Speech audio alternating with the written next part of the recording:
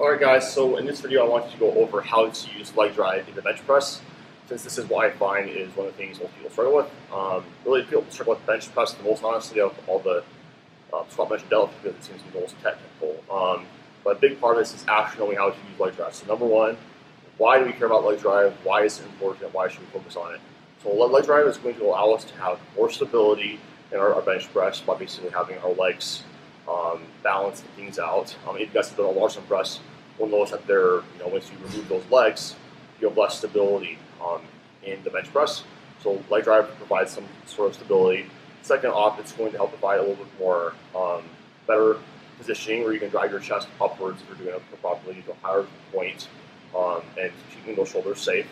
And then the third is going to be it's going to help you out with a little bit more power to help out with basically the press itself on the bench press. So where we need to first start off when we are benching is where do we put our feet? So first off, lots of people put their legs too far back, too close to their hips.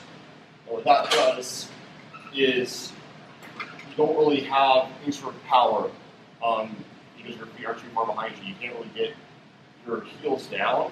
I actually prefer keeping the heels down because you're going to be able to drive your whole entire foot more and get more power. Also, you're going to be better able to push your ribcage itself up higher. Lots of times people use a toe arch. They'll find that their belly is the highest point. So make sure that you are pressing those heels down. But you want to have it not be too far back behind you, or else you're not going to have any power. You also don't have to be too far in front of you, or else you're also not going to have any power. You want to do a squat basically where you can use your legs and your butt doesn't come off of the bench press. So for some people, they do well with their feet more like this, pointing forward. Other people like myself, I like a little bit of a wider position and pointing my toes out. This is really just what's going to depend on your own hip mechanics, and you need to basically play around with it. There's not like one way I can say this is the way to do it. You have to experiment with different things.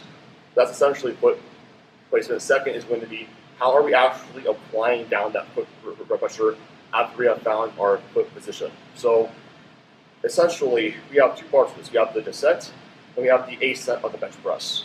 When we are essentially going downwards on the bench press, with our being lowered down to our chest, we want to really drive our entire foot and increase leg tension our entire way down. It's going to help us puff our chest up. We want to feel super tight, and there's a lot of tightness in our quads. And then after that, on the ascent, you want to think about pushing our hips back towards the bar, not up. You don't want to have our hips up, so our butt's going to come off the bench press. You want to basically push in a way that allows our hips to come back towards the bar as we are pressing. Again, grabbing through your full foot, in particular in your heels. And again, if you're finding that your butt's coming off while doing that, it's either because your feet are too far behind you, you're not in the right spot, or you are not keeping up hips back towards the pad. One thing that can help out people is instead of thinking about pushing a lot of people pinch their knees to get together. I actually like keeping back, having the knees go back towards the bar. That's going to be really helpful in general. You're going to be able to also have your hips.